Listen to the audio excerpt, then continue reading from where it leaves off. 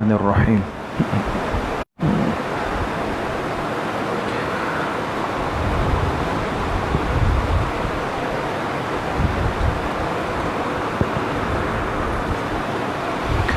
آج جو سوا پارہ پڑھا گیا ہے اس میں سورہ ہود کا بقیہ حصہ، پوری سورہ یوسف اور سورۃ الرعد کا ابتدائی حصہ تلاوت کیا گیا ہے۔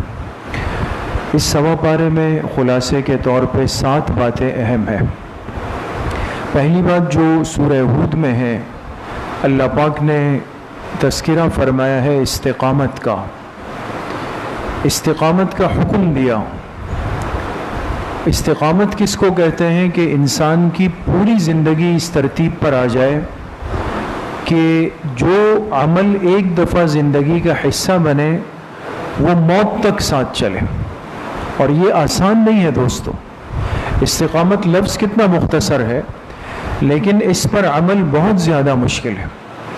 اسی لیے حدیث پاک میں آتا ہے جب سورہ ہود میں استقامت کا حکم دیا گیا تو یہ حکم اتنا سخت تھا، اتنا بھاری تھا کہ جناب نبی کریم صلی اللہ علیہ وسلم کی داڑھی مبارک کے بالوں میں سفیدی آنا شروع ہو گئی۔ آپ سے پوچھا گیا، آپ نے فرمایا شیبتنی ہود، مجھے سورہ ہود نے بوڑھا کر دیا۔ تو انسان جب زندگی میں کسی عمل کو شروع کرتا ہے تو اس عمل میں استقامت کے ساتھ رہنا، پابندی کے ساتھ رہنا، یہ اللہ کو بہت محبوب ہے۔ دوسری بات، سورہ یوسف پڑھی گئی اور قرآن کریم کی ایک بڑی خوبصورت عالیشان صورت ہے۔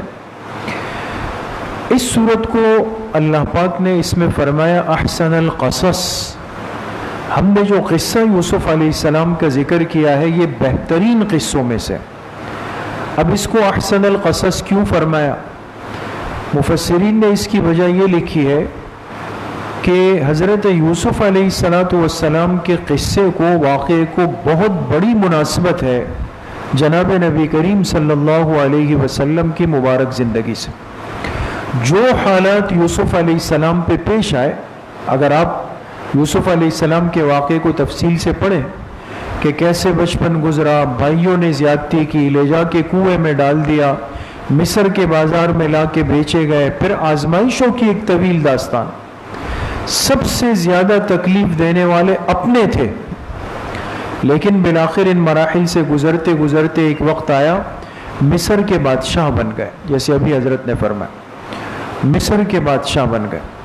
حضور علیہ السلام کی مبارک زندگی کو آپ دیکھیں، سیرت طیبہ کو دیکھیں، وہ اس کا ایک نمونہ ہے دوستو۔ سب سے زیادہ آپ کی مخالفت پر کھڑے ہونے والے کون تھے؟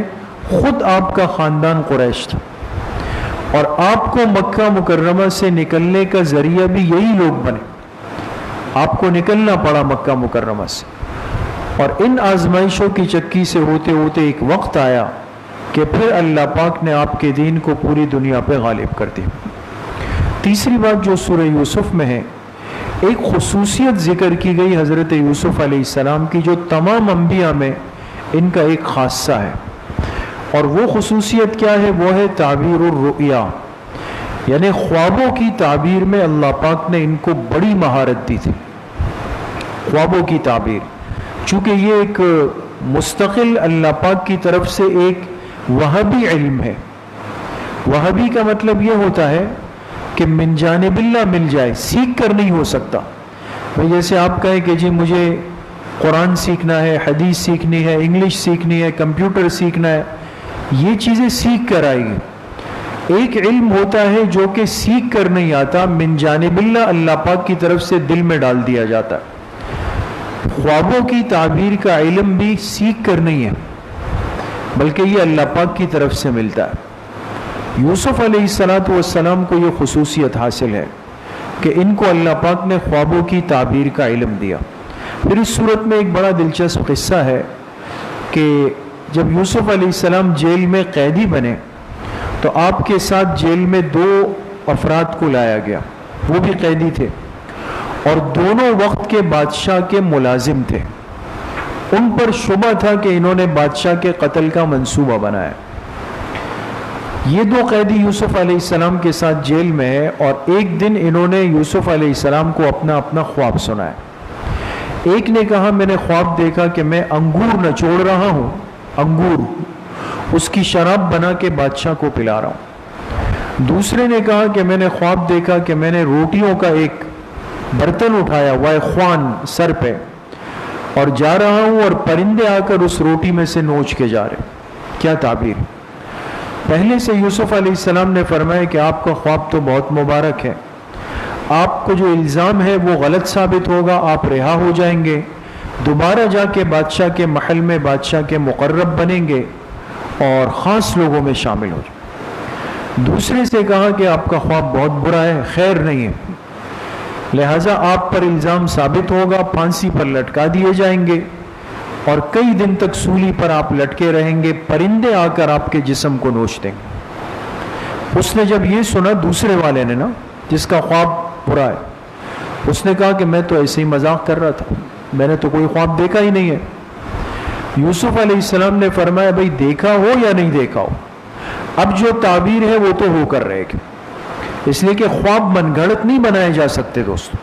حدیث پاک میں بہت سخت وعید ہے اس شخص کے لیے جو اپنی طرف سے خواب کو گھڑ لیتا ہے۔ چوتھی بات، سورہ یوسف چونکہ ایک بہت ہی جامع سورت ہے، لیکن ہم اس میں سے جو عبرت کی باتیں حاصل کرتے ہیں دوستو، 5 باتیں۔ پہلی بات، اس سورت سے ہمیں یہ واضح طور پہ پتہ چلتی ہے کہ بعض دفعہ ایک چیز انسان کو تکلیف لگتی ہے، مصیبت، لیکن اس کے نتیجہ اور انجام میں بہت بڑی خیر ہوتی ہے۔ دوسری بات، حسد بہت خطرناک چیز ہے، یعنی اتنی خطرناک کہ یوسف علیہ السلام کے سگے بھائی ہیں نا، سگے بھائی، لیکن حسد میں آ کر اپنے بھائی کو، معصوم بھائی کو لے جا کے کنویں میں پھینک دی۔ تیسری بات یہ کہ اچھے اخلاق کا بہت اچھا اثر ہوتا ہے، انسان کے اخلاق جب عالی ہو یہ اپنا اثر سامنے والے پہ ضرور کر کے رہتے ہیں۔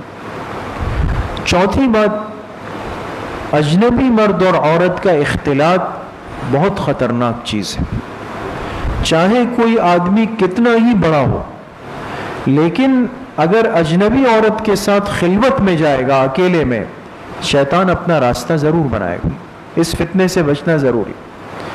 پانچویں بات یہ ہے کہ صبر کرنے والے کو اللہ پاک آخرت میں تو ضرور نوازتے ہیں، لیکن اس دنیا میں بھی اللہ اس کو بڑی عزت سے نوازتے ہیں جو صبر کرتا ہے۔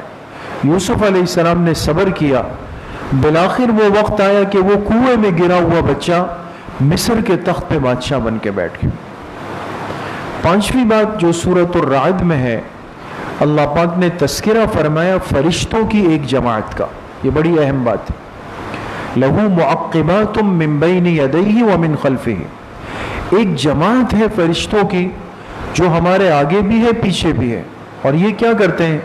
يَحْفَظُونَهُ مِنْ أَمْرِ اللَّهِ، یہ اس بندے کی حفاظت کرتے ہیں اللہ کے حکم سے۔